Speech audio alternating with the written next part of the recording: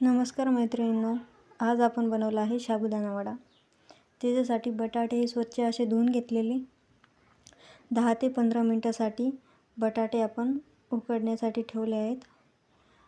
शाबू हा रात्रभरासाठी भिजत घातलेला, त्याच्यासाठी हिरवी मिरची, कढीपत्ता, कोथिंबीर आणि आपले बटाटे हे मस्त शिजलेले आहेत।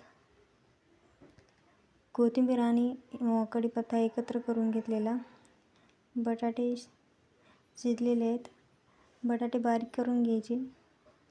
बारीक केलेले बटाटे हे शाबूमध्ये ॲड करायचे। कोथिंबीर आणि कढीपत्ता पण त्यात टाकून घ्यायचा।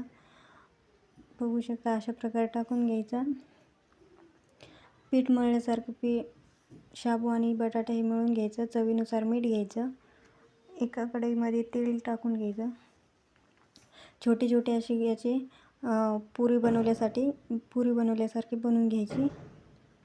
बघू शकता अशा प्रकारे छोटे छोटे बनवले आहेत। मस्त असे बनवून घेतल्यानंतर आपण हे तेलामध्ये तळून घ्यायचे। लो मध्ये तळून घ्यायचे, जेणेकरून आपले वडे हे नरम होणार नाहीत, कुरकुरीत होतील। असे मस्त असे फुगल्या गेलेले आहेत, बघू शकता तुम्ही। वडे हे आपले तयार आहेत। अशाच नवनवीन रेसिपीसाठी आपल्या चॅनलला लाईक, सबस्क्राईब करायला विसरू नका।